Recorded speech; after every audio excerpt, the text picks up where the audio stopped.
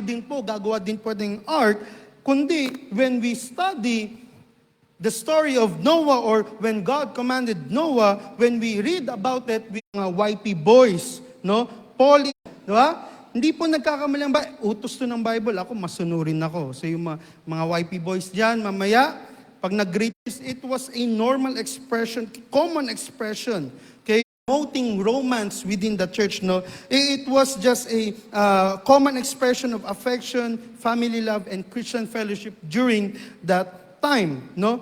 In principle,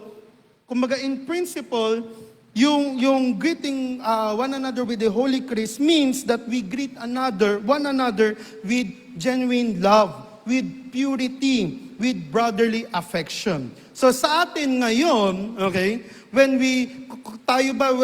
pag nakakita ka ng isang, kunwari, YP boy, hinalikan bigla ang isang YP girl, ganun ba yung napoportray natin? Is it showing genuine love? Is it showing purity? Is it showing brotherly affection? No? So in our time, no, in our culture, we express that same principle by just shaking of hands, di ba? Or a warm smile, di ba? Sa mga bisita. Kaya nga po, pag may mga bisita, di ba?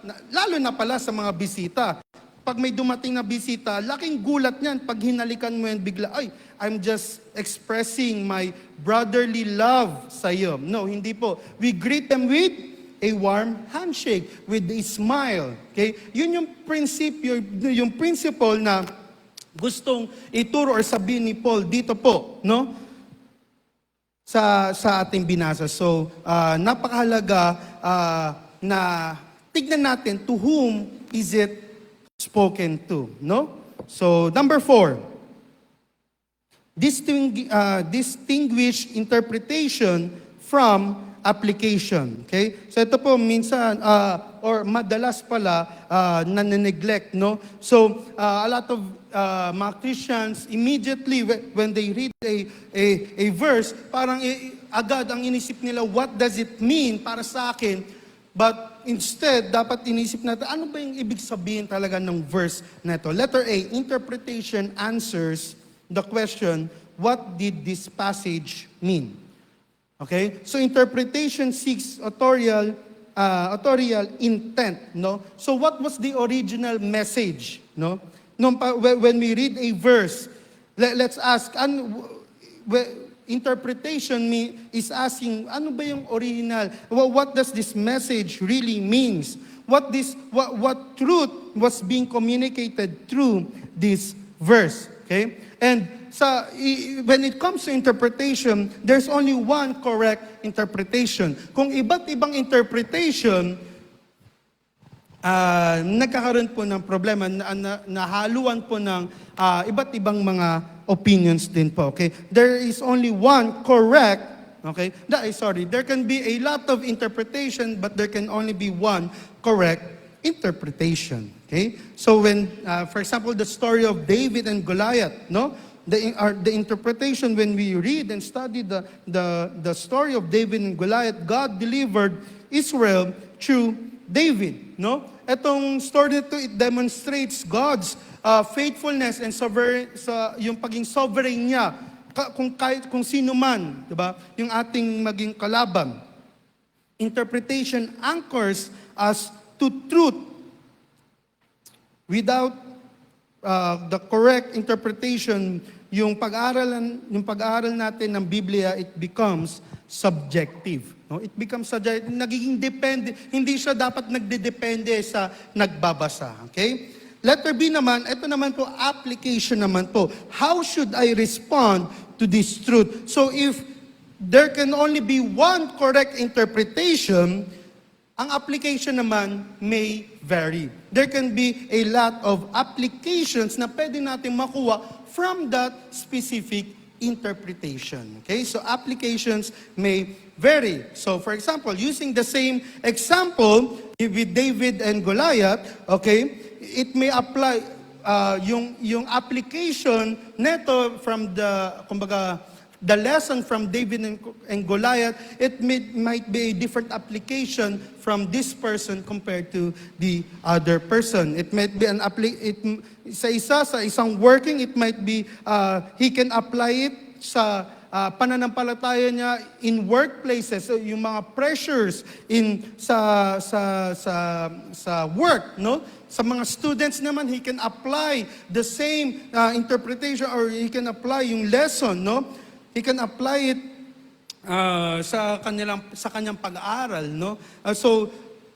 Application may vary, be it sa workplace, be it sa family mo, be it sa school, be it sa inyong tahanan, sa community, but it doesn't mean mali yung application mo, okay? So both applications may be valid, but neither should replace the original meaning. So yung application mo should not change the meaning, yung original meaning of that text. Okay? So in short, interpretation guards against error. Application naman, it produces yung transformation. So kailangan natin parehas. Interpretation and application. Number 5, study, and this is the last, study to obey, not merely to know. Okay? So when we study the Word of God, tulad nga po ng sabi ko kanina, we must approach it with humility, diba? We must study it with humility. So, kumbaga, with all those things in mind, no, sa point 1, 2, 3, and 4 natin na, no, whenever we study the Word of God, we study to obey. Okay? Hindi lang para lang may malaman lang tayo, hindi lang para may dagdag kaalaman. We read, we study the Word of God para tayo po ay sumunod sa kanyang salita. In James 1:22, but be doers of the word and not hearers only, deceiving your own selves. Okay? The goal of Bible study, the goal of studying your Bible is not informational only, but for growth, for obedience. Okay? So, tulad ng example kanina, there is danger in Bible knowledge only compared or kapag hindi ito napuput into action, or kapag hindi ito napuput into practice, no? Tulad ng example kanina, yung mga Pharisees, they possessed a lot of biblical knowledge, scriptural knowledge, yet they condemned Jesus, yet Jesus was condemned hypocrisy, no? So, ano po ba, whenever we study the Word of God, let's look at observation, no? What does the passage say? So, ito yung mga things that can help us when we study the Word of God.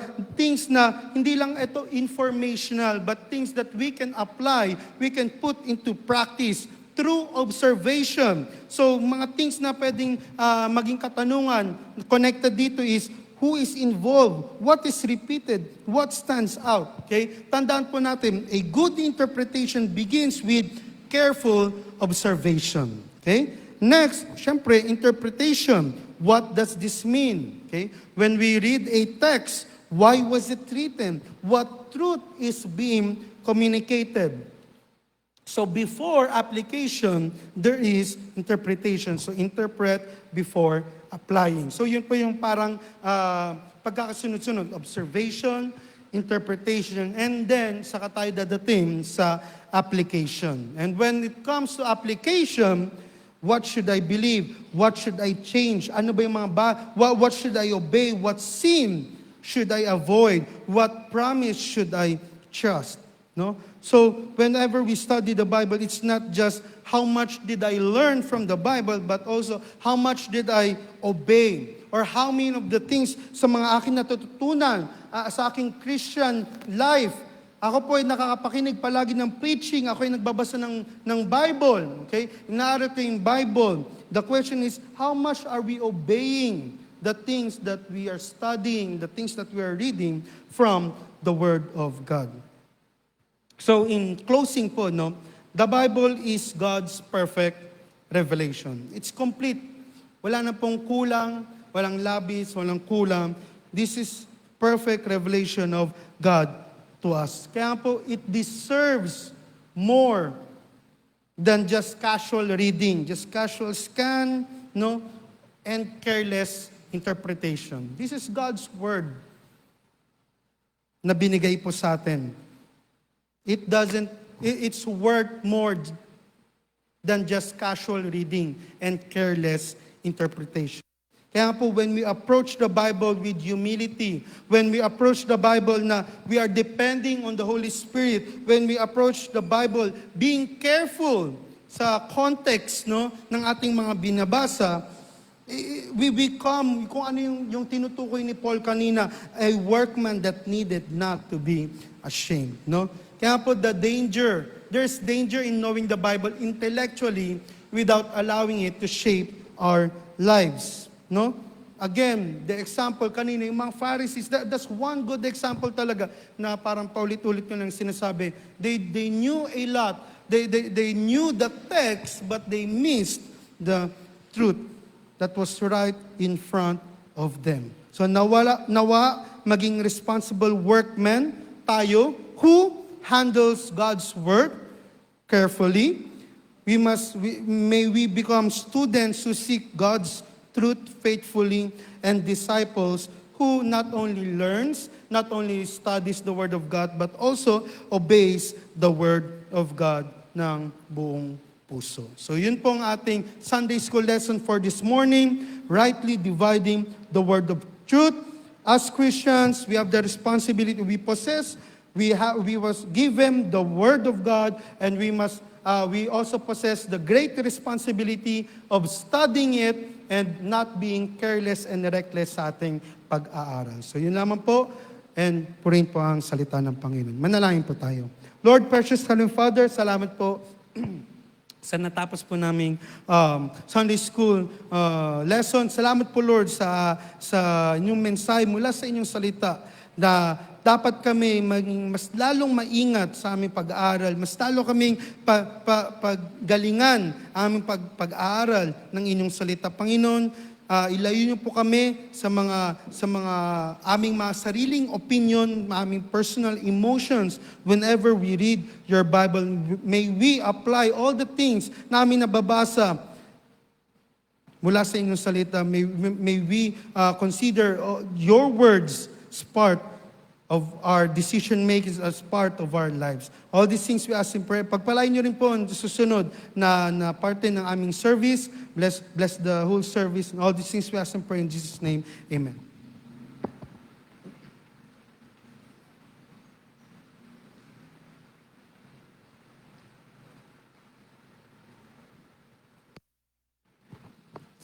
Amen po rin ang salita ng Panginoon at nagpapasalamat tayo sa ginamit na mensahero for our Sunday school, si Deacon Mel. No? And truly, the Word of God is the full revelation of God to us. No? And isa sa mga revelations, isa sa mga pinaka-importanting revelations that meron tayong patutunguhan after this life. No? And it's important that we are assured kung saan tayo papunta pag tayo ay binawian ng buhay. And I hope that everyone here is assured, no, that we are all going to heaven. No? At yun ay mangyayari lamang kung tatanggapin natin si Jesucristo sa ating puso bilang ating Panginoon at tagapagligtas. Kaya naman, I hope this next song ay magpaalala sa atin how wonderful it is, no, sa langit tuwing may nakakakilala sa Panginoon. Let's all stand at awitin po natin A New Name in Glory. Susundan po ito ng pag-awit ng General Choir. Awitin natin na may kasiglahan. I was once a sinner, but I came pardon to receive from my Lord. This was freely given, and I found that He always kept His word. There's a new name written down in glory, and it's mine, oh yes, it's mine. And the white-robed angels sing the story, a sinner has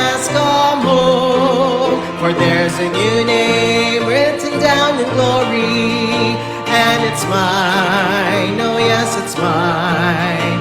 With my sins forgiven, I am bound for heaven, nevermore to roam. I was humbly kneeling at the cross, fearing not but God's angry frown. When the heavens opened and I saw that my name was written down, for there's a new name written down in glory, and it's mine, oh yes, it's mine. And the white-robed angels sing the story, a sinner has come home, for there's a new name written down in glory, and it's mine, oh yes, it's mine. With my sins forgiven, I am bound for heaven, nevermore to roam. In the book 'tis written, saved by grace, oh the joy that came to my soul. Now I am forgiven, and I know by the blood I am made whole. For there's a new name written down in glory, and it's mine, oh yes, it's mine. And the white-robed angels sing the story, a sinner has come home, for there's a new name written down in glory, and it's mine, oh yes, it's mine. With my sins forgiven, I am bound for heaven, nevermore to roam. Mari na po tayo magsipo.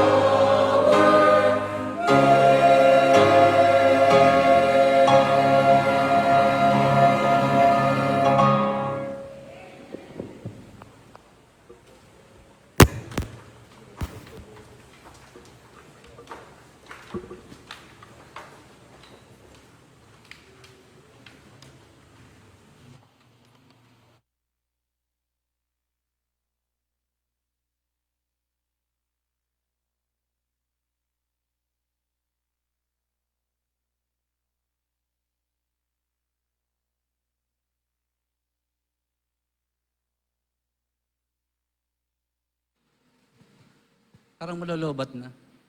Good morning po muli sa ating lahat. Amen. Purihin po ang Panginoon na tayo po ay muli nasa bahay ng Panginoon. At gaya po ng last Wednesday na ako po yung tagapagturo dahil sa medyo nagkaroon po kami ng konting adjustment. Supposed to be si Deacon George po ngayon ay nasa paradahan po siya ngayon. Pagpili po natin ng paradahan na patuloy na gamitin ng Panginoon na maging daluyan po ng pagkapala sa lugar na yon sa pangunguna po ni Deacon Rolly. At kaya nga po, ako yung mas medyo maluwag this time. Although ako yung last preacher nung Wednesday prayer meeting, actually dalawa naman po yung lesson ko that time. Kaya sabi ko, sige ako na lang po on Sunday. Supposed to be next Sunday pa ako. Kaya panalangin po ako. So tayong lahat po ay tumayo. Ating pong buksan ang aklat po ng John chapter 10, verse 1. Muli po, basahin natin ang salitan. Babasahin ko po ng verse 1, susundan niyo po sa verse 2, and so on and so forth. Andiyan na po lahat. John chapter 10, verse 1. Basahin po natin hanggang 11. Andiyan na po lahat. Amen? Amen. Verse 1.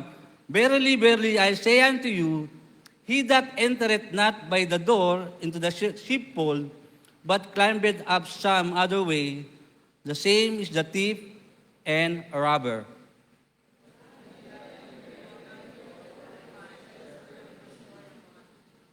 And when he putteth forth his own sheep, he goeth before them, and the sheep follow him, for they know his voice.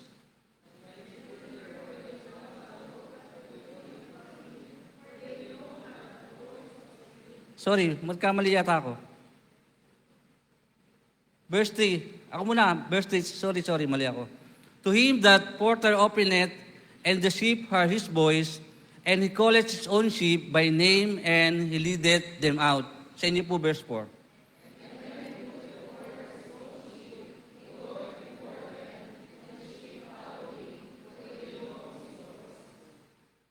And a stranger will they not follow, but will flee from him, for they know not the voice of strangers.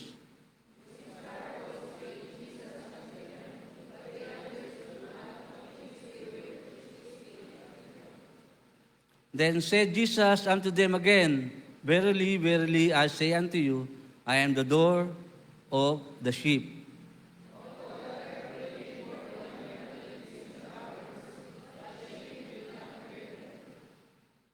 I am the door. By me, if any man enter in, he shall be saved, and shall go in and out, and find pasture.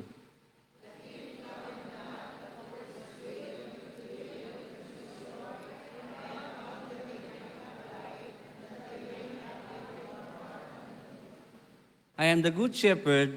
The good shepherd giveth his life for the sheep. So, buksan po natin muli sa Psalms 23. Isang talata lang po doon, verse 1. Babasahin ko po. The Lord is my shepherd, I shall not want. Tayo po yung manalangin. Ama namin Diyos sa banal ng sa langit, pinupuri ka namin, pinapasalamatan sa iyong dakilang biyaya, Panginoon. Higit sa lahat, sa umagang ito na kami po ay wala sa anumang mga bagay na hindi po kalulugod nyo, bagkus pinili po namin na maglingkod po sa inyong harapan. Dalangin din namin, Panginoon, na kami po ay patawarin sa aming po mga kasalanan, sa aming po mga pagkukulang, at sa lahat po ng mga bagay na hindi po nakalulugod sa inyo, Panginoon. Sa ganyong kaparaan ng Panginoon, patawarin kami at maging karapat dapat kami sa inyong harapan sa umagang ito. Ganyan din, Panginoon, dinadalangin namin sa banal na Espiritu, ko po ang maging tunay na tagapagturo po sa amin, Panginoon. Magkaroon po sa kami ng pusong nakikinig, pusong sumusunod, higit sa lahat na pusong nagkasagawa ng aming pong mga tututunan.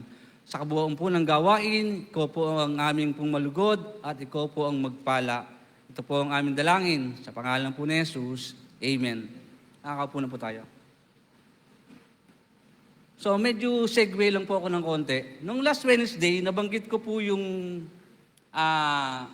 nangyari na trahedya sa Mindanao, yung earthquake, sabi ko, salamat sa Panginoon na hindi tayo naroon, pero hindi naman tayo nagpapasalamat dahil sila ay sa nagkaganon ng kanilang naranasan. Andun pa rin yung ating simpati bilang mga ating kababayan. At naniniwala tayo na may mensahe po ang Panginoon sa mga pangyayari. So makikita natin sa Bible, maraming mga pangyayari na nagkaroon po talaga ng earthquake, di ba? Yung panahon sa kulungan, pagkabuhay ng ating Panginoon, at yung doon sa Luke, na binanggit doon na maraming mga darating na tagutom, di ba? Sakuna. So, what's my point? My point is, hindi po natin talaga hawak ang buhay natin sa mundong ito, nasa Panginoon Diyos lamang ang lahat ng bagay. So, sabi nga doon sa mga, pag makikita nyo kung meron kayong mga insurance, kahit sa car insurance, nakalagay din yung mga act of God na sinasabi. Kasama po yung earthquake. So, pwedeng masasabi natin na ang Panginoon talaga nakakaalam, yan na ba yung sign na muling pagbabalik ng ating Panginoon? Pero mapalad po tayo sa pagkakataong ito na kung bumalik ang Panginoon ay daratnan tayo sa ganitong kalalagayan. So, balik na po tayo sa ating topic. Sinegway ko lang po yun. Dahil naalala ko muli, dahil kung napapanood nyo yung mga balita, makikita nyo sa mga tao, wala silang ibang binabanggit kundi ang pangalan ng ating Diyos dahil sa kanong kalalagayan. So, balikan po natin ang ating pag-aaral. Doon po sa ating topic, ang ating pong title is The Good Shepherd and the True Sheep. So, kinuha ko po yung title noon doon sa 10 verse 11. Ano sabi doon sa 10 verse 11? Sa John. So, ang key text po natin doon, yung the good shepherd, na, pero totoo lang po, walang iba kundi sa ating Panginoong Hesus. So, kung meron pong shepherd, meron naman din pong sheep sa atin sa pagkakataon ngayon, di ba? Masasabi ba natin na wala tayong shepherd, literal, o ating pastor? Hindi na ba tayo mananambahan? Mangangalap na ba ang mga tupa? Pero tandaan po natin, hindi po dapat tayo nakatingin lamang. Pero importante po ang pastor, meron po tayong good shepherd at true shepherd, no other than the Lord Jesus Christ. So hindi po dahilan na ang mga upuang ito ay mabakante dahil sa kawalan ng shepherd. At kung sheep naman po ang pag-uusapan, may dalawang klase po ang binanggit doon sa, basahin po natin sa Matthew 25:32, bigyan po natin muna ng illustration about sheep. And before him, paki-plus nga po, Matthew, and before him shall gather all nations and shall separate them one from another as a shepherd divided his sheep from goats, and he shall set sheep on his right hand, but the goats on the left. So, sino po yung tinutukoy dito? So, masasabi natin na ang konteksto ng Matthew 25 is yung final judgment. So, dito sineseparate ng Panginoon kung sino yung ligtas at hindi. So, sa madaling salita, tumutukoy po ang goats sa mga unbeliever. Pwede bang may goats sa kalipunan natin ngayon? O lahat ng naandito ay sheep?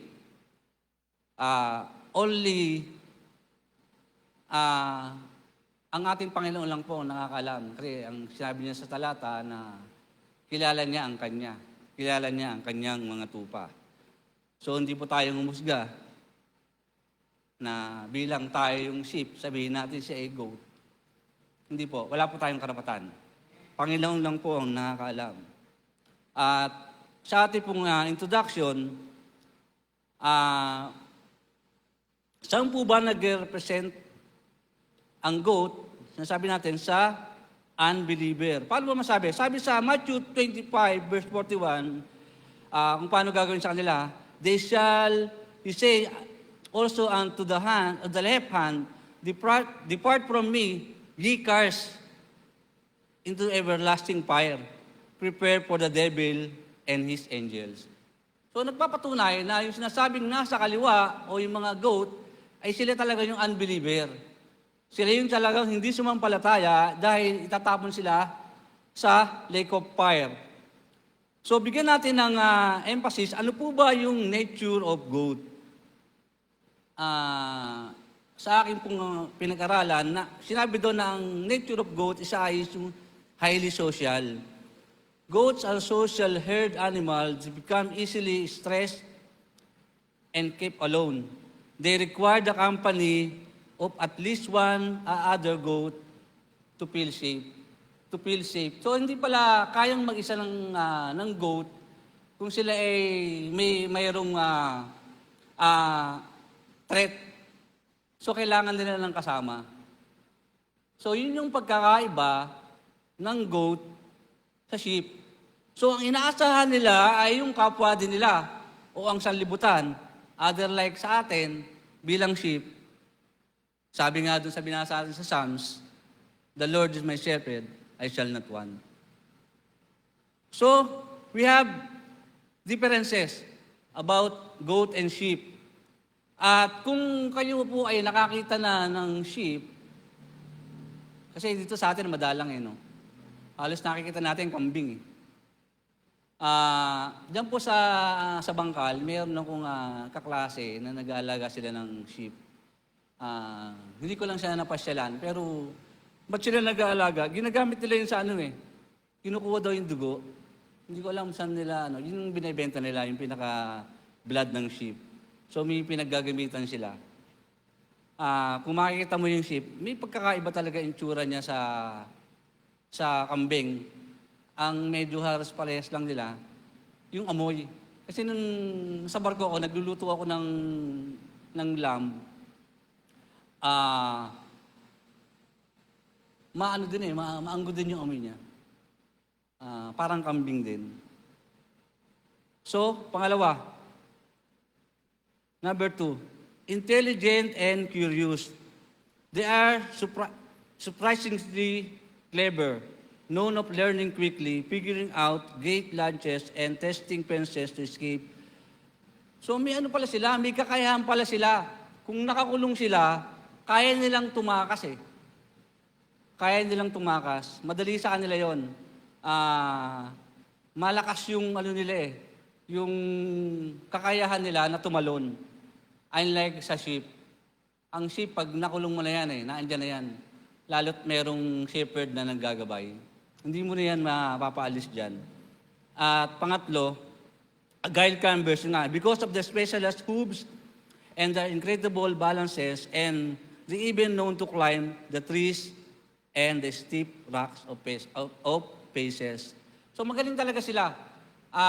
Malakas yung nila malakas yung paglundag nila. Hindi katulad sa sheep, hindi nila kayang lumundag pag may mga matataas ng bakod. Mahihirapan talaga sila. Kaya kung sa pagtakas, magaling sila Minsan, ang Kristiyano, tumatakas din. Pero pag tumatakas naman tayo, kaya nga yung mamaya, matatalakay natin, yung stop and rod ng shepherd, may hook binabalik tayo sa kawan. Kaya may advantage talaga ang sheep kumpara mo sa goat. Even doon na magaling silang tumakas, pag tumakas naman sila, wala na mag-care sa kanila. Unlike sa atin, may nag-care na true shepherd. At pang-apat, yung physical confrontation. If cornered during a fight, goats will use the horns to ram. But for push attackers, and they will also stand in their hind legs and strike with their sharp hooves or bite. So, ang sheep po walang walang sungay. Kasi kung ang sheep ay may sungay, Baka tayo lalarawan ng Panginoon. Parang ilalarawan tayo sa demonyo, di ba? Siyempre hindi. Walang sungay. Ang goat meron. Pag sila naatake ng kalaban, yun ang pinandidepensa nila. Meron silang defense mechanism.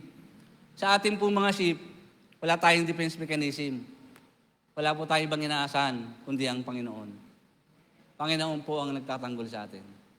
At kung literal, na napaaway tayo at lumaban tayo ay may question. Dahil nilalawan po ang sheep sa isang maamong tupa. At kung makipaglaban tayo sa sanglibutang ito, physical,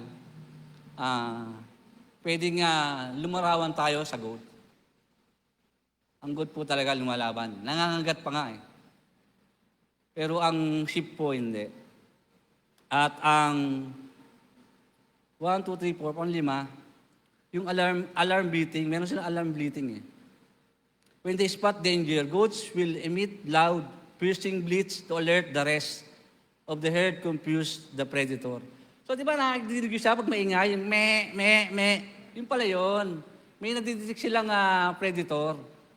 So ina-alarm nila yung mga kasamahan nila na maghanda.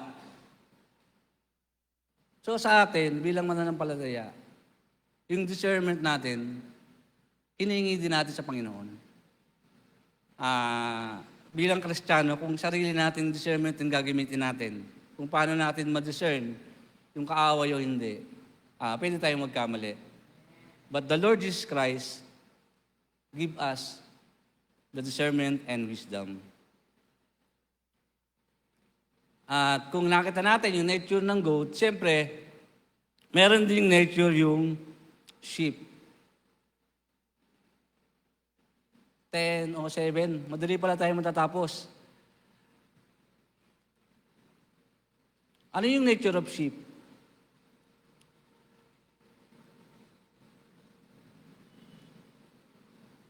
Sheep is not flattering title, but one comfort believers revealing their need for God. So, makita natin sa point number 1, sheep is naturally helpless.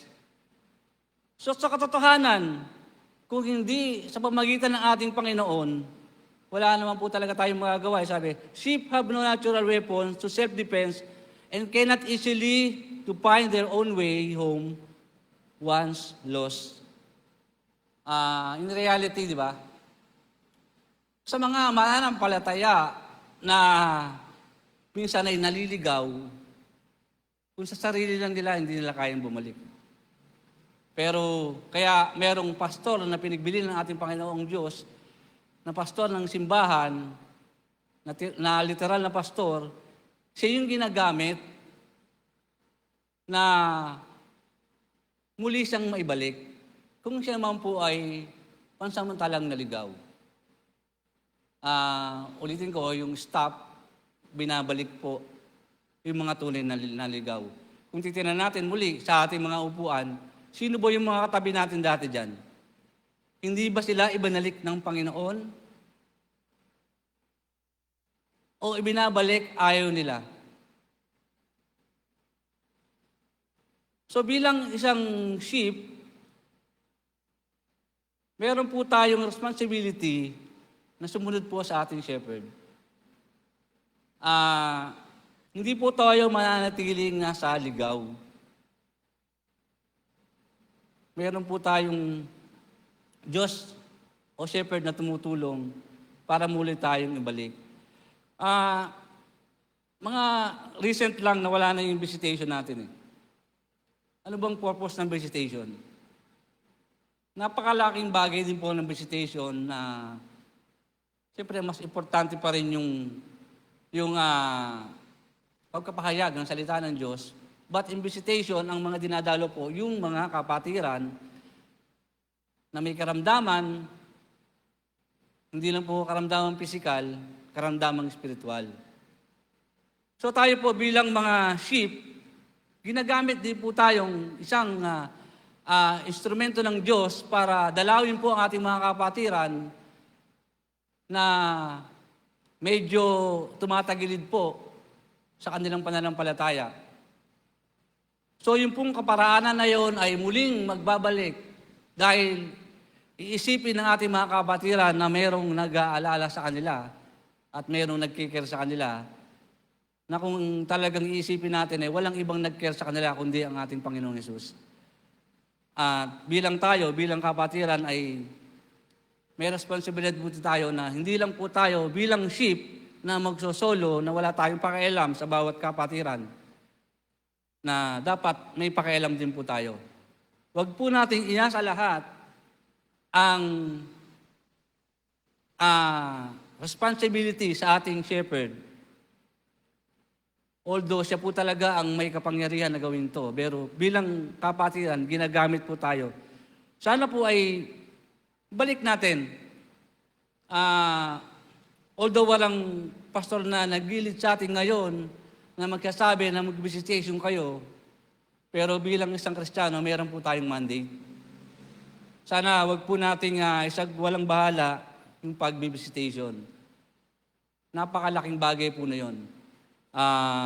Even doon na kung ikaw yung mismo na nawawala sa landas, na kung tunay kang tupa ng Panginoon, ikaw na rin ang mismong mababagabag. Ang Holy Spirit ang kikilos sa iyo na ikaw ay isang sheep na kailangan sumunod sa tupa, sa shepherd. Kaya po, wag po nating baliwalain. Isang malaking gawain din po yung pag-visitation na wag nating isipin na visitation lang po yun. Makakatulong po yun sa mga nawawala. At yung pong lost na sinasabi din dito ay yung mga wala sa Panginoon na tayo din po yung ginagamit bilang mananampalataya na magpahayag ng kaligtasan na mula sa ating Panginoon. At pangalawa, yung prone to wander. Wander means move, walk, or travel aimlessly without specific destination or fixed route. It can also refer to the mind of losing focus or straying from a topic. So makikita natin, bilang Kristiyano, maraming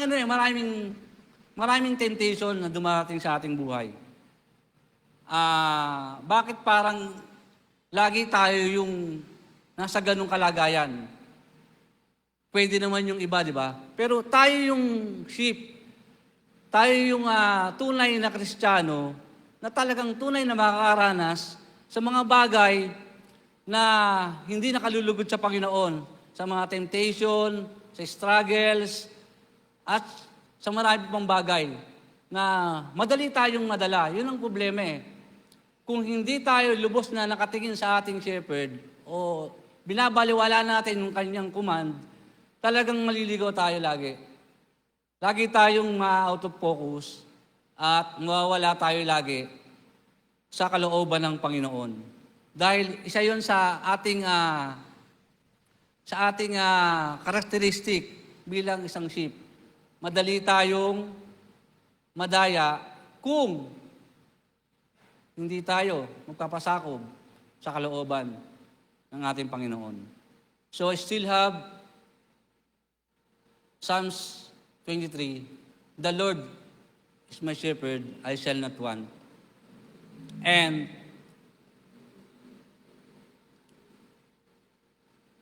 pangatlo na, yung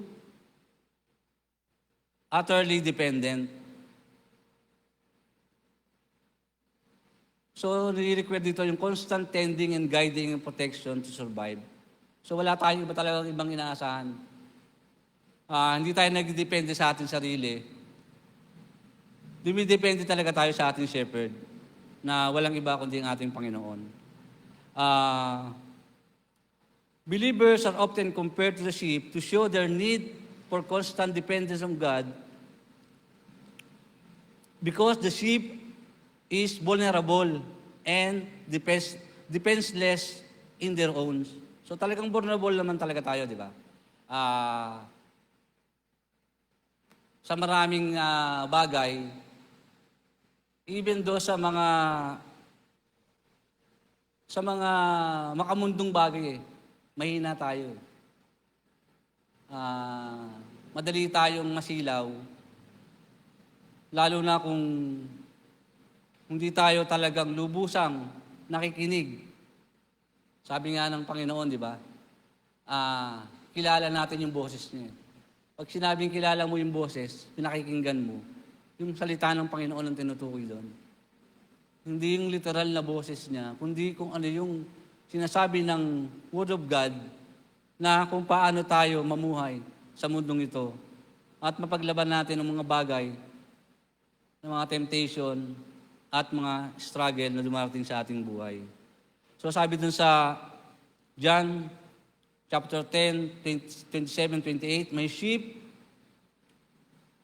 hear my voice, and I know them, and they follow me, and I give them eternal life, and they shall never perish, neither shall anyone snatch them out of my hand." So wala palang makakaagaw tayo. Makakaagaw sa atin kung lubusan tayo hindi depende sa Kanya. Kaya sana wag nating walang bigyan ng halaga bilang isang sheep na lagi tayong dumepende sa Kanya. Dahil siya lang po talaga ang ating aasahan, walang iba. Malinaw na sinasabi po ng salita ng Panginoon sa Psalms 23 verse 4, "Even though I walk through the valley of shadow of death, I will fear no evil, for you are with me. Your rod and your staff, they comfort me." Ano ba yung sinasabing the valley of death, the shadow of valley of death? Sinerch ko kung ano talaga yung ibig sabihin. Although nabanggit ito dati ni Deacon Rolly, nung last, sabi dito, "The valley of shadow of death is the famous metaphor to use describe the darkness, the darkest, most dangerous, and most terrifying season of life. It signifies period of extreme hardship, overwhelming distress, or the luring threat of mortality, but bring message of comfort in applying the one who safe navigate through without fear." So talagang mabigat pala yung pag naandun ka sa ganung kalagayan. Sabi nga dito, ito yung shadow of death, beyond the literal threat of dying, metaphor widely applied of any major life crisis. If captured feelings of uncertainty, vulnerability, and fear experience during times like severe illness, financial ruin, grief, or deep depression.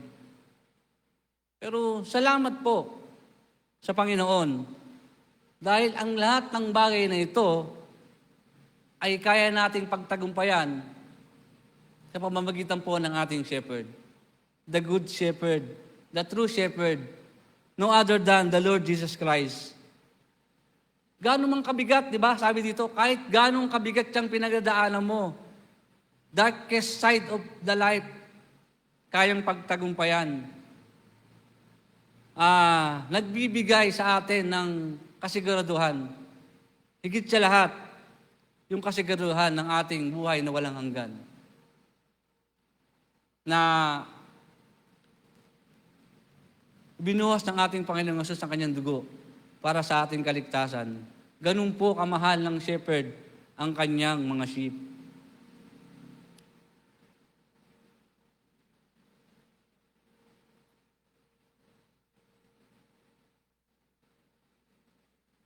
So, let's go to point number 2. Kung napag-aralan po natin kung paano dumidepende ang sheep sa ating Panginoon at kung kaano naman po tayo pinapahalaga ng ating shepherd, tingnan po naman natin yung office of the good shepherd. Why shepherd is important to the sheep? And the second question is, who is the shepherd? No other than the Lord Jesus Christ. Sabi dun sa John chapter 21, paki-plus po nga po. John chapter 21,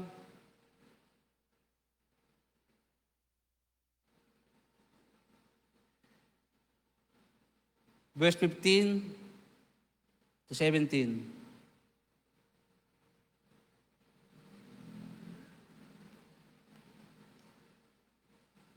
Kaya't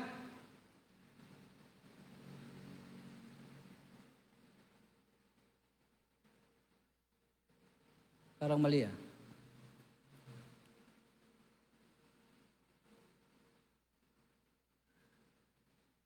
Tama.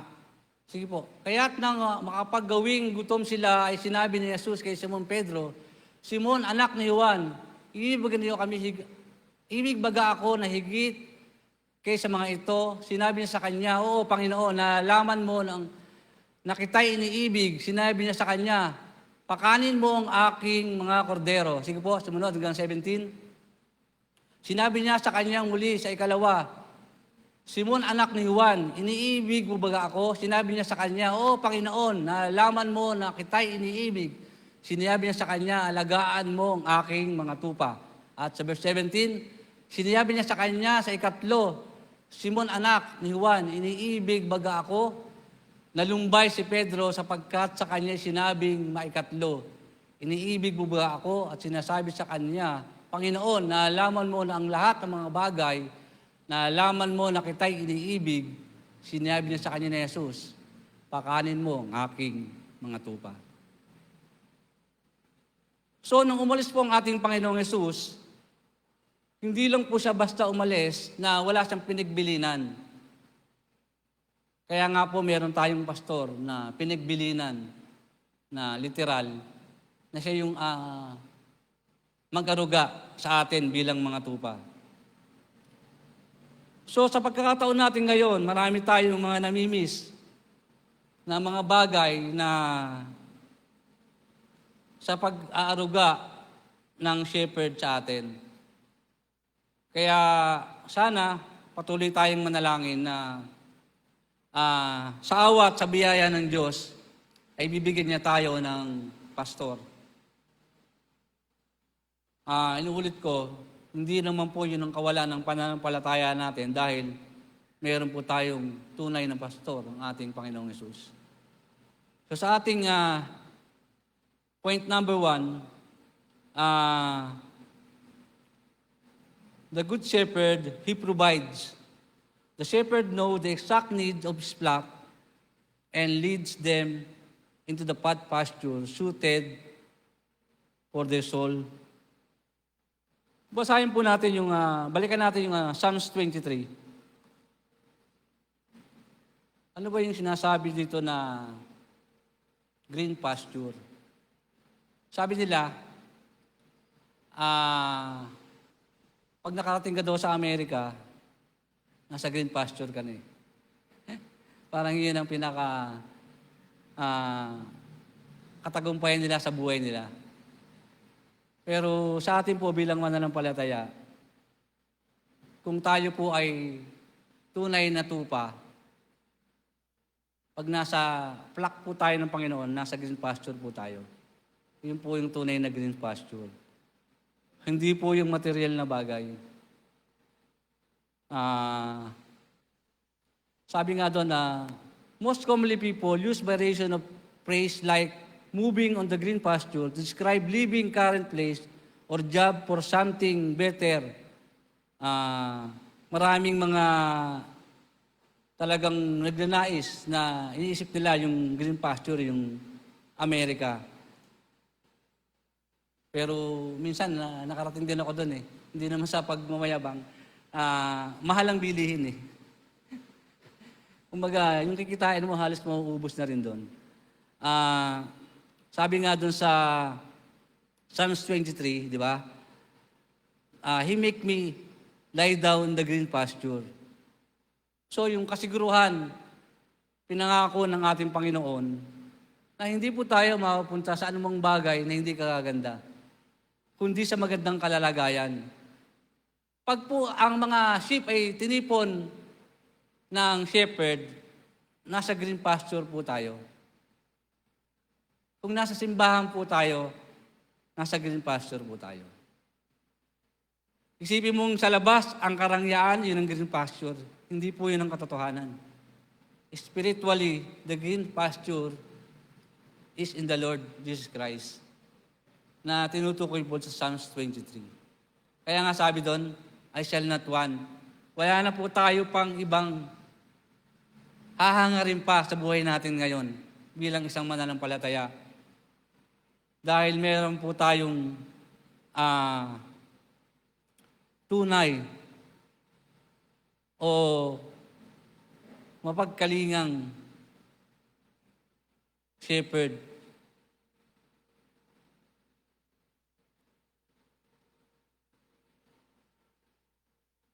He provides everything. Sabi nga ng Panginoon sa pinag-aralan natin dati, lahat ng bagay ay narito, siya ang may gawa. At gayon din sa ating mga pag-aari, na sabihin natin, na nabanggit ko na ito dati, sabihin natin na ibinibigay ko sa Panginoon. Pero ang katotohanan po ay ibinabalik natin sa Panginoon. Dahil wala anumang tayong pag-aari. Ang Panginoon po ang lahat ng nagpo-provide. Ano man pong kaliit-liit ang bagay na atin pong ginagamit, ang Panginoon po ang nagpo-provide. He provides everything. Kaya kung sasabihin mo na ang ikaw po mo ay ibinibigay mo sa Panginoon, hindi po yun ang katotohanan. Ibinabalik po natin sa Panginoon. Dahil yan po ay pinahiram lang sa atin ng Panginoon. At kung ibinalik natin sa Panginoon, gaya ng nasabi ko last Wednesday, na kukwestiyonin mo kung saan to ginugol ng katiwala ng Panginoon, ay wala po tayong karapatan. Ang karapatan po lang natin ay magpaalala. Hindi po karapatan natin mag-question. Dahil wala po tayong pag-aaring anuman. At sabi nga ng isang tycoon na nabanggit ko rin na tumutulong na mag-dip ng ilog, tinanong siya sa interview, bakit mo ginagawa ang bagay na ito na nagpakahirap ka sa iyong kayamanan? Sabi niya, pag namatay ako, wala akong madadalang anuman. Kaya sana, bilang isang mananampalataya, huwag po nating ipagyabang na ang ating tinatangkilik ngayon ay tayo po ang nag-provide, na tayo po ang naghirap. Sa katotohanan po talaga, ang Panginoong Diyos po ang tunay na nag-provide. At the second point is, He protects the shepherd, He protects us. John 10:28, basahin po natin.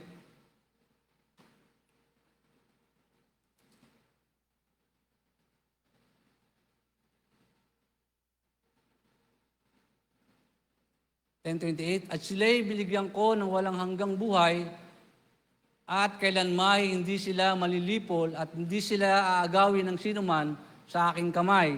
Tuloy po natin sa 29. Ang aking Ama sa kanila ay nagbigay sa akin ay lalong dakila kaysa lahat at hindi sila maaagaw ninuman sa kamay ng Ama. So ganun po kadakila kung paano tayo puniprotektahan ng ating Panginoon. Tinutukoy dito, even our salvation ay hindi po maaagaw ng sinuman. Protektado po tayo. Ganun din ang literal na sheep. The shepherd ay piniprotektahan niya ang kanyang kawan. Balikan natin yung stop and rod. Yung pong pinakakalawit, ay iaalis tayo sa mga bagay na hindi po maganda o hindi sa magandang kalalagayan, lalo higit sa kapahamakan. Ganun yung rod na ginagamit niya ng paprotection. Kasi ang sabi, kung walang shepherd, dyan pumapasok yung mga lobo. Yung po yung ginagamit ng shepherd ng pamprotekta upang hindi tayo magalaw ng sinuman, hindi tayo kayang agawin o hindi man tayo kayang saktan.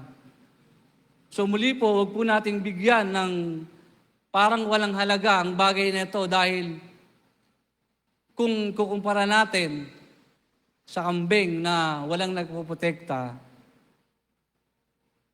at salamat po at sa biyaya ng Panginoon, ay meron po tayong good shepherd na nagpuprotekta po sa atin. Hindi lang po sa oras ngayon na nasa green pasture ka, even though sa araw-araw nating pamumuhay, na kung tunay tayong nakikinig sa kanyang boses, ay hindi niyo po tayo iiwan. Patuloy po ang kanyang makapangyarihang kamay ay magpuprotekta sa atin. At sa pangatlo, He seek the lost. Love drives shepherd to leave the 99 and go to the wilderness to find one wandering sheep. So ito yung tinutukoy dito, yung sa Matthew 18:12 hanggang 14. Sige po, basahin natin. Matthew 18:12. Ano ang akala ninyo kung ang isang tao ay may 100 tupa at maligaw ang isa sa mga iyon, hindi bagay iwan niya ang 99 at papasa kabundukan at hahanapin ang naligaw? At kung mangyari masumpungan niya ay katotohanan ang sinasabi ko sa inyo, na magagalak na higit dahil kaysa 99 na hindi nangaligaw. So ganun kahalaga po. Kung sino man po ang sa atin bilang isang tupa ang naligaw, ay napakahalaga po sa ating Panginoon na muli tayong maibalik. At minsan hindi maiwasan na minsan talaga naliligaw tayo eh. Minsan parang nawawala yung pananampalataya natin. Pinanghihinaan tayo. Pero hindi natin naisip na kung mawawala tayo, napakahalaga po ng isang buhay para sa Panginoon. Gayun din po yung sa ating pamilya. Yung aso nga, hinahanap natin. Yung tao pa kaya. So makikita natin na ganun tayo kahalaga sa ating Panginoon bilang ating shepherd. But minsan, hindi natin ito binibigyang halaga. May mga oras nga na pag nandyan ako sa labas, ito po ay makwento ko lang, pero wala naman po ako talagang intensyon na may patamaan. May mga ibang kapatiran na minsan ay walang business na andon sa labas. Ano ba yung magiging concern ko bilang diakono na para sa ipapasukin? At ano ba yung karapatan ko na siya ay papasukin upang makinig ng salita ng Panginoon? May mga negative at positive po mangyayari. Sometimes, kung pag sinabihan mo ang isang kapatiran, pwede silang ma-offend. Dahil sasabihin nila, sino ka ba para ako ay pagsabihan mo ng ganyan? Noong mga unang nakakaraan that time na pangyayari, na halos tinitingnan pa nga sa CCTV kung sino yung mga naandun. Pero ganun pa rin sa mga sumusunod na linggo.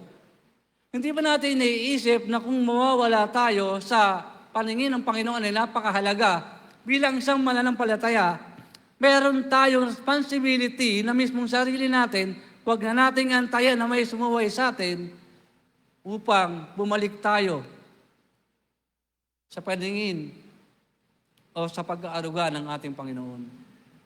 Dahil mahalaga po tayo sa ating Diyos.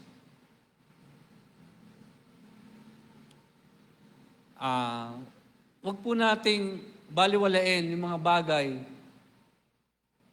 Even do na hindi ka nga naligaw sa malayong lugar, hindi ka naman nagpunta sa mga bagay na sanglibutan, nandito ka nga sa simbahan, hindi ka naman nakikinig ng salita ng Diyos, walang pagkakaiba na ikaw dahil naliligaw. Pero isipin po natin, mahalaga po sa Diyos na tayo po ay magpahalaga sa Kanyang salita.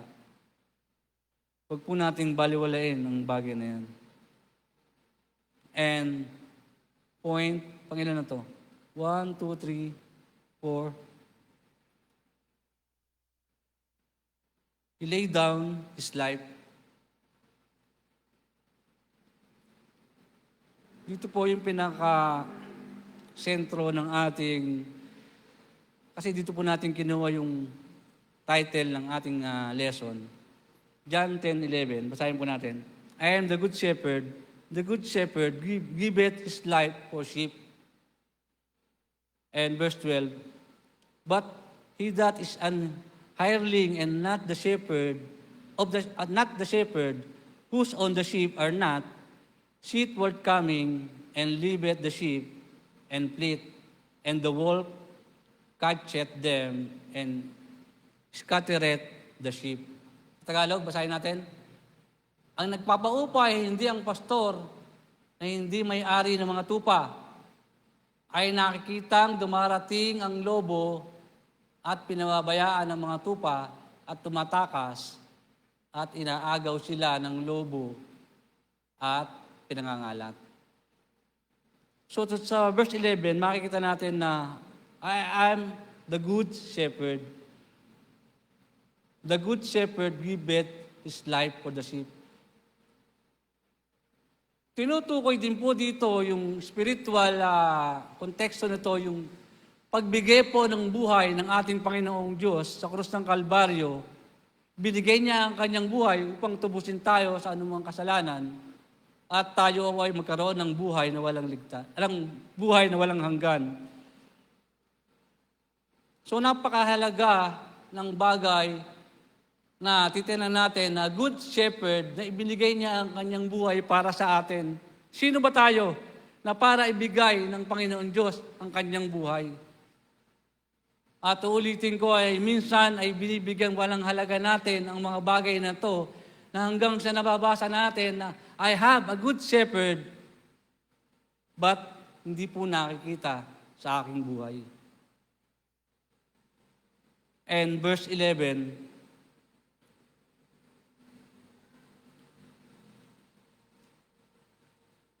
sabi sa verse 11, verse 12, but is an hireling. So tinutukoy dito yung mga bulaang propete. So ang good shepherd, may good intention sa atin, hindi po sa masama. Pero kung tayo po ay bilang isang sheep, ay nagkaroon ng ibang shepherd na tinutukoy nga dito ito yung mga upahan Pero ano sinasabi? Ang nagpapaupa, pakibalik po, sa verse 12. Ang nagpapaupa ay hindi ang pastor na hindi may-ari ng tupa ay nakikitang dumarating ng lobo, pinababayaan ang mga tupa. So may danger talaga. Kung tayo po ay hindi natin madidiscern ang mga pastor na hindi tunay na shepherd sa buhay natin ngayon dahil sa dami na nagtuturo, mabanggit ko lang, even sa mga Baptist mismo, may mga hindi sila nagkakasundo Meron nga ngayong isang pinagtatalunan sila Parehas kilala silang pastor, parehas silang mga big church. Nagtatalo sila about the King James Version Inspired o yung hindi King James. Sabi nung isa, King James Version, pag ginagamit mo to, ano ka daw? Kulto. Sabi ng isa, yung gumagamit ng King James Version, sabi niya inspired, na hindi naman daw, ay kulto. Sabi naman ng isa, kung sinasabi mo gumagamit ng King James ay kulto, bakit mo din ginagamit ng King James? Ibig sabihin, hypocrites ka. So nagtalo na yung dalawa. The problem is, sino sa kanila ang good shepherd? So tayo, bilang tupa, alam po natin na walang iba. Tao lang po yung mga yan nagkakamali. Pero ang ating pong tunay na shepherd ay hindi po nagkakamali.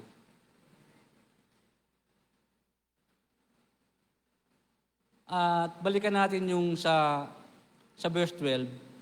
Doon po ng unang panahon, ang mga shepherd noon, pag tinitipon nila ang kanilang mga sheep, mayroong parang kulungan eh. Di ba? Mayroong kulungan na doon pumapasok yung mga tupa. Pag nandun na yung mga tupa, protektado na sila eh. Sabi nga doon sa binasa natin sa John, chapter 10, yung I am the door. Siyempre, sinutukoy din doon yung salvation eh, di ba? Ang ating Panginoong Diyos, ang daan, at siya ang pintuan para tayo maligtas. Sa literal nating illustration, pwede rin sabihin natin na yung shepherd doon sa I am the door, na bago pumasok yung mga kaaway, siya muna yung naandun. Siya yung magpuprotekta sa mga tupa. Itataya niya ang kanyang buhay. Huwag lang mapahamak ang kanyang mga tupa.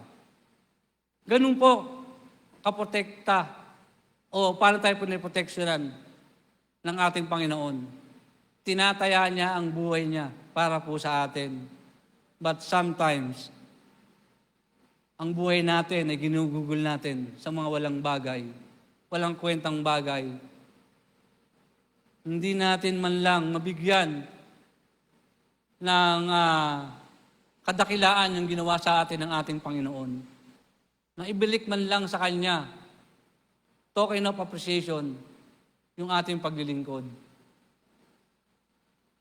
Sa oras na to, na naandito na tayo sa bahay-sambahan, upang madakila natin, mag-glorify natin ang ating Panginoon, kilalanin po natin kung paano inalay ng ating Panginoong Diyos ang buhay niya para sa atin. Huwag po nating baliwalain ang mga bagay na to dahil ito po yung magpapatatag bilang isang sheep na kilalanin natin na mayroong isang good shepherd na nagbigay ng kanyang buhay. Sabi nga doon sa John 10:14, I am the good shepherd, and I know my sheep, and I'm known mine. So kilala po ng Panginoon kung sino po ang kanyang mga tupa. Hindi po tayo pwedeng magbalat kayo na nagkukunwaring nakikinig ng kanyang salita. Sa katotohanan ay hindi naman. Hindi po natin mapagkakaila sa ating Panginoon dahil sinabi po ng John chapter 10 verse 14, I am the good shepherd, I know my sheep, and I'm known mine. So kilala po ng Panginoon Diyos ang kanyang sariling tupa. Huwag po tayong magbalat kayo dahil hindi po natin to maitatago sa kanyang. Kung sa mga kapatiran natin ay napagkakaunwari tayong tupa, sa katotohanan ay kambing tayo, sa Panginoon po ay kilala niya kung sino ang kambing at ang tupa.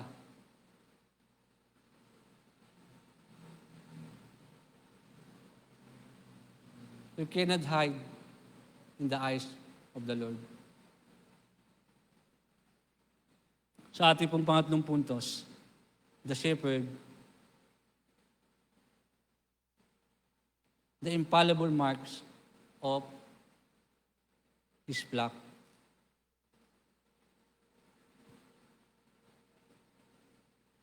Sa John chapter 3, verse 5, basahin po natin. They hear your voice. Christ's sheep have spiritual discernment to hear, trust, and recognize His voice over the common of the word. Pakiplas nga po yung John 3,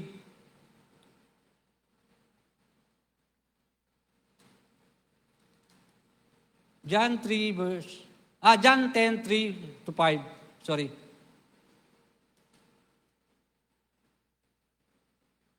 John 10, doon po sa ating binasa kanina.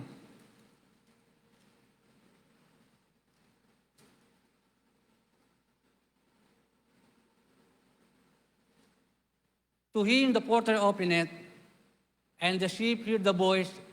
He calleth his own sheep by name, and leadeth them out. Pakituloy po. And when putteth forth his own sheep, he goeth before them, and the sheep follow him, for they know His voice. Pagka nilabas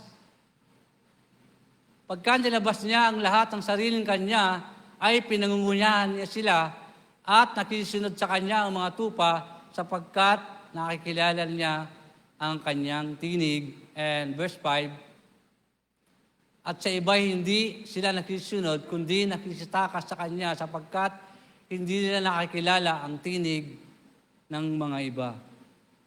So balikan po natin, tayo po bilang tupa, at sabi sa ating first point dito, they hear His voice. So nakikinig po tayo sa kanyang salita. Christ's sheep have spiritual discernment to hear, trust, and recognize His voice over the clamor of the world. So meron po tayong kakayahan na ma-discern yung kung ano po ang tunay at hindi tunay na salita ng Panginoon. Kung matatandaan po natin, dito ginamit niya ang parable. Kanina nabanggit ni Deacon Mel, bakit ba gumagamit ng parable ang ating Panginoong Yesus? Kasi nabanggit ni Deacon Mel kanina, ang mga Pariseo kasi matatalino eh. Alam ng ating Panginoon na hindi sila makikinig. Lalaban lang sila. Pero sa pamamagitan ng parable, hindi nila maunawaan eh. Diba? Inakasama pa nga ang Panginoon na nauulol na eh. O nababaliw lang ang Panginoon sa kanyang mga sinasabi. Dahil alam ng Panginoon na ang mga Pariseo hindi talaga tatanggap. Alam niyang may sarili silang paninindigan. Kaya dito, ginamit ng Panginoon muli yung parable. Tayo bilang isang mananampalataya, pag pinaliwanag sa atin ng Panginoon Diyos, nauunawaan natin, naiintindihan natin, dahil tunay tayong nakikinig. Unlike sa mga hindi mananampalataya, kahit ano gawin nilang pakikinig, hindi po nila maiunawaan yan. Dahil tayo po ay may Holy Spirit po na nagpapaliwanag sa atin. Katulad nga po ng Pariseo. Kaya gumagamit ang Panginoon ng parable.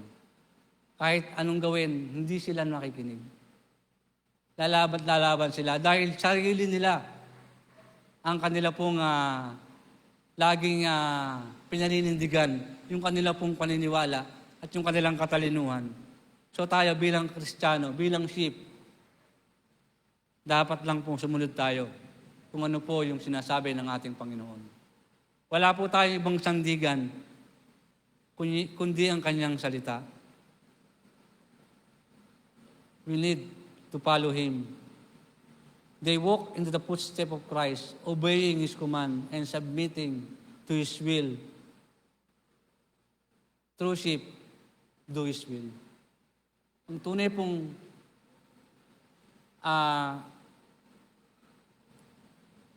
tupa ng Panginoon, sumusunod po sa kalooban ng Diyos. Hindi po lumalaban.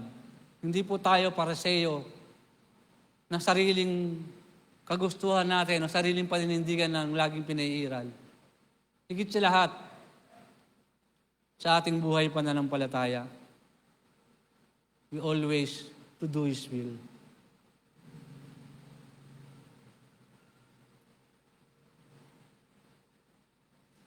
Pakiplas mo na yung nasaan doon na ako sa they follow Him. They hear, ayan. Tapos na po tayo dyan, they know His voice. And sa pang-apat po na puntos, malapit na po tayo matapos. Kung meron tayong good shepherd, tayo bilang sheep, meron tayong glorious privilege. Pinakamahalagang bagay yung pong eternal security. Sa Panginoon,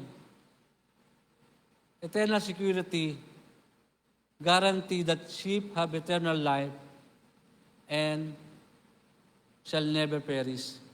John 10:9. Basahin po natin. Ako ang pintuan, sino mong taong pumasok sa akin na siya'y maliligtas at papasok at lalabas ay makakasumpong ng pastulan. Salamat po muli sa Panginoon na tayo ay hindi naligaw. Tayo yung tunay na tupa na nasa kamay po ng tunay na shepherd, ng makapangyarihang shepherd na binigay niya ang kanyang buhay at binigyan niya tayo ng security, no other than the eternal life. Buhay na walang hanggan. Sa akin pong mga bisita na hindi po nakasumpong ng kaligtasan, na wala po tayong ibang dapat gawin kundi tanggapin ang Panginoon ng siya ang daan, siya ang katotohanan, siya ang buhay na walang hanggan.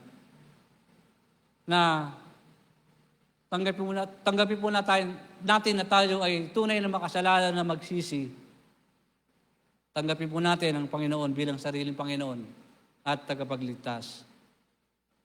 Mabibilang po tayo sa mga tupa ng Panginoon. Na hindi po tayo mabibilang sa kambing na walang kasiguruhan sa buhay nila. At other glorious privilege, intimate fellowship. The shepherd knows his sheep deeply, intimately understanding their trial, secrets, sorrow, and sin. So ito yung pinag-aralan natin kanina. Kilala tayo ng ating Panginoon. Ano man yung pinagdadaanan natin, trials, secrets, sorrow, kasalanan na nagagawa natin, alam ng Panginoon, wala po tayong malilihim sa Kanya. Yung intimate fellowship natin sa Diyos, huwag nating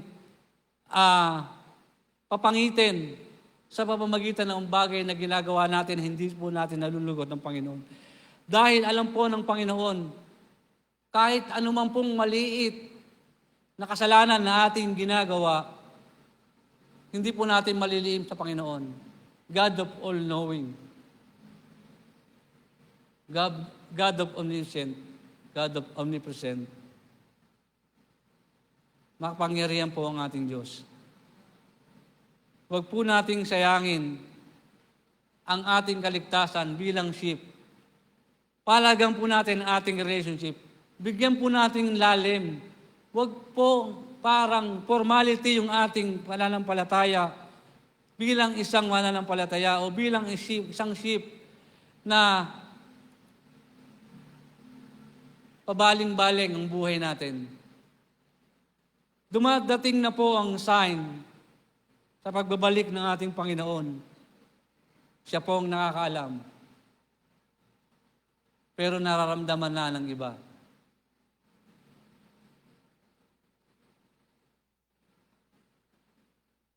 Intimate fellowship. And sa ating pong conclusion, sa ating pong pagkatapos,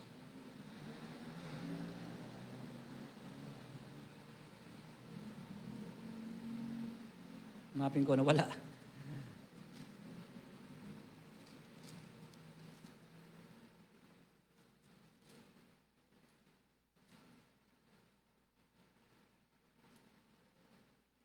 Dahil lang po. Hindi ko pala nasulat eh. John 10,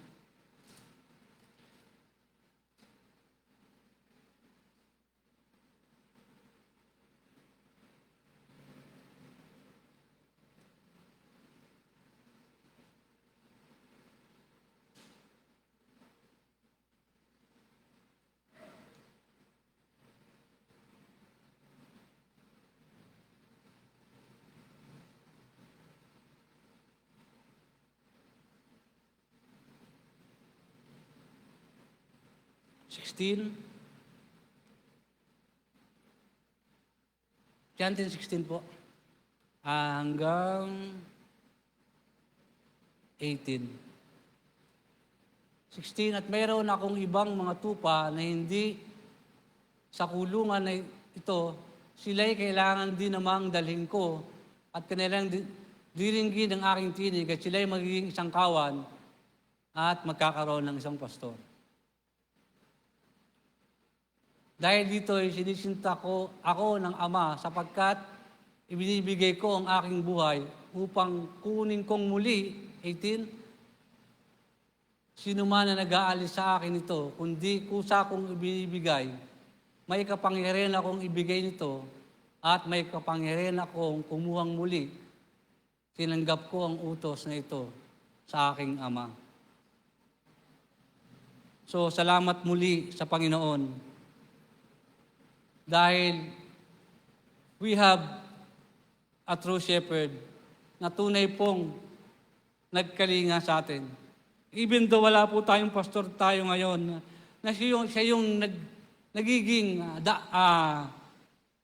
daluyan ng pagpapala ng kanyang salita, na literal na nagtuturo sa atin, but still have the true shepherd na nagpapatuloy, na gumagabay sa atin o nagpuprotekta, higit sa lahat, na nagpapakain ng salita ng Diyos na kailangan natin bilang isang mananampalataya. Na nawa, makita natin sa buhay natin ang kahalagahan ng true shepherd.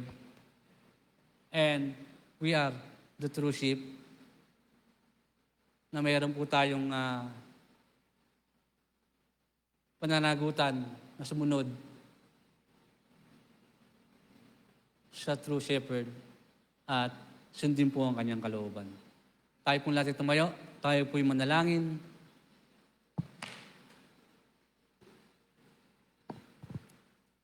Muli po, Ama namin Diyos sa manal, salamat po sa iyong salita.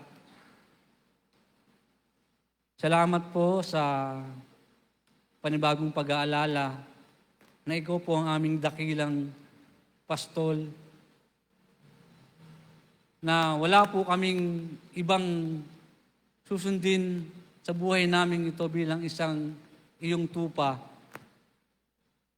na sa iyo lang po namin makakamit ang tunay na proteksyon sa aming buhay, sa aming pong mga kinakaharap, sa aming pong mga pagdadaanan. At higit sa lahat, Panginoon, salamat po na ibinigay niyo ang inyong buhay para po sa amin na walang karapatan, ngunit binigyan niyo po ng karapatan sa pamamagitan po ng pagbuhos ng inyong banal na dugo, na kami po ay natubos sa aming mga kasalanan, Panginoon. Salamat po sa inyong dakilang gawa na wala po kaming maibabalik o maibabayad, maitutumbas na anuman, sapagkat dakila po, Panginoon, ang inyong binigay sa amin. Gayun din po sa amin na bawat nakinig.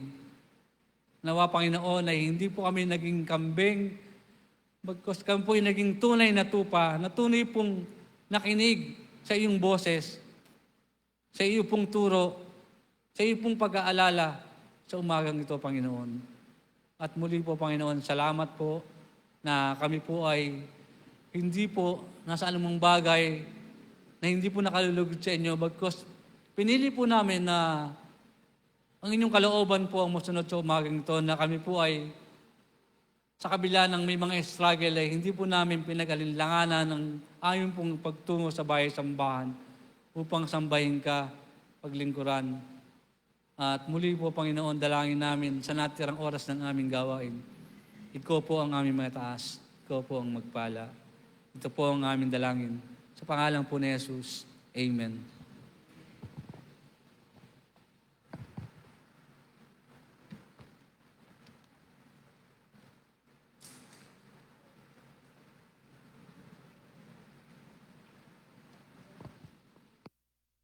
Manatili po tayong nakatayo para po sa pananalangin ng ating pagbibigayan sa umagang ito. Let's bow our heads and close our eyes and let's pray. Dear God, Heavenly Father, we thank you, Lord, for the preaching of the Word, Panginoon. Nagpapasalamat kami sa paalala ng about being a good shepherd and being a good sheep, Panginoon. Lord, we pray that this teaching, Panginoon, may translate also in our giving of tithes offering and sacrificial giving. Lord, pinapanalangin namin na maging instrumento ang bawat isa at maging daluyan ng pagpapala, Panginoon. Nawa, Panginoon, ay maging good steward kami ng inyong mga resources na ipinagkatiwala sa bawat isa sa amin. At magamit po ito, Panginoon, ng maayos, Panginoon, at magbigay ito ng kaluguran sa inyo at sa gawain na ipinagkatiwala niyo sa bawat isa sa amin. Nawa, Panginoon, na makapagbigay kami ng may kaligayahan at pagpapakumbaba sa aming mga puso. Bless the cheerful giver. This we pray in Jesus' name. Amen.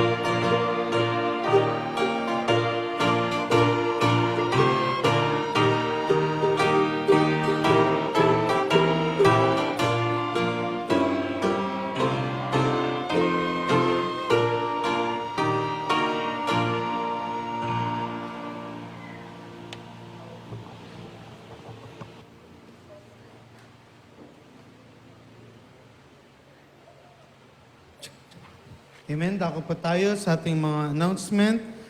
Please, patingin na lang po ng ating mga schedule. So, yan po yung mga song leaders, Bible readers, schedule of drivers, schedule of flowers, sa mga magbibigay po ng flowers, and yung mga cleaners po. No? So, tingin na lang po, maging aware po tayo sa mga nakasign po sa atin. So, and again, please pray sa magiging campus ministry po for this year, this school year po. No? So Lord willing, ito po ay magiging for the whole school year. No? So ito po ay pinagpaplanuhan, pinag-aaralan, pinag-uusapan po. So pag-pray niyo po yung mga magiging teachers, yung mga maging involved po sa ating campus ministry. So ito po ay magiging parte po ng ating ministry sa GBCS, dyan po sa ating school. Sa June 27 po, last Saturday of the month of June, meron po tayo muli soul winning, and we encourage everyone na makasama po sa ating soul winning. June 28 naman po, last Sunday of the month of June, our evangelism service na gaganapin po 3 p.m. in the afternoon. So invite po natin ating mga loved ones, friends, anyone po na gusto po natin sila makapakinig ng salita ng Panginoon. So yun po lang ating for our announcement. May I call our song leader?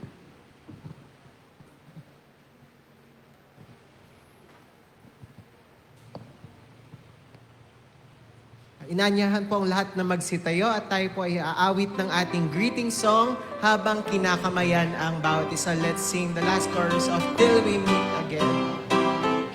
Till we meet, till we meet, till we meet at Jesus' feet. Till we meet, till we meet. God be with you till we meet again.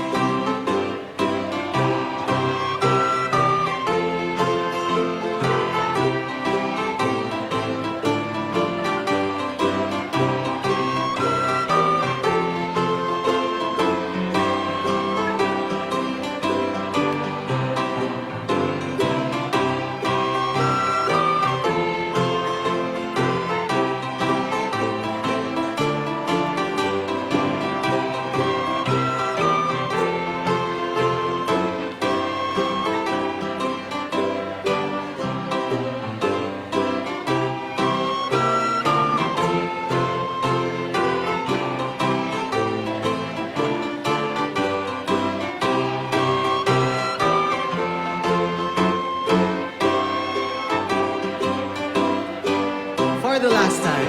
Till we meet, till we meet, till we meet at Jesus' feet.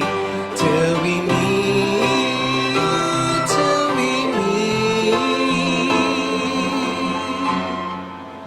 God be with you till we meet again. Ngayon naman po, awitin natin ang ating closing song. Thank you, Lord. Thank you, Lord, for saving my soul. Thank you, Lord, for making me whole. Thank you, Lord, for giving to me thy great salvation, so rich and free. Tayo po mag-close sa panalangin. Let's bow our heads and close our eyes and let's pray. Dear God, Heavenly Father, we thank you, Lord, for this morning that you have given us. Panginoon, nagpapasalamat kami sa aming mga salita na napakinggan na panigurado ay makakatulong po sa aming paglago bilang mga mananampalataya. We pray, Panginoon, that as we continue with our Christian lives, Panginoon, nawa ang mga katotohanan ng aming narinig sa umagang ito ay hindi lang manatiling knowledge, but nawa, Panginoon, ay i-apply po namin ito sa aming pang-araw-araw na pamumuhay, Panginoon. At nawa ay makatulong sa paglago bilang mga mananampalataya. Lord, we pray also, Panginoon, for the messengers that you have used, si Deacon Mel and si Deacon Mar. Nawa, Panginoon, patuloy niyo silang gamitin. Nawa ay patuloy niyo silang palaguin at nawa ay patuloy niyong i-provide ang kanilang mga pangangailangan. Ganon din po ang kanilang mga respective families. We pray, Panginoon, also for all of the members na nawa ay na-bless ang bawat isa, na Panginoon ay pagpalain mo ang bawat isa, patuloy at patuloy mong ingatan ang bawat isa. Lord, sa aming pansamantalang pag-iwahiwalay, no, Panginoon, ay dali niyo po kami sa aming mga bahay ng ligtas at malayo sa sakuna. At muli niyo kaming ibalik, Panginoon, sa aming bahay-sambahan for our services and fellowship this afternoon, Panginoon. Nawa, Panginoon, kung kami man ay mga may pagkukulang, nawa, Panginoon, ay kayo ang magpunan nito at nawa ay patuloy niyo kaming tingnan na maging katanggap-tanggap sa inyo pong harapan sa araw pong ito. Ito po ang aming dalangin ng may pasasalamat sa matamis sa pangalan ni Jesus. Amen.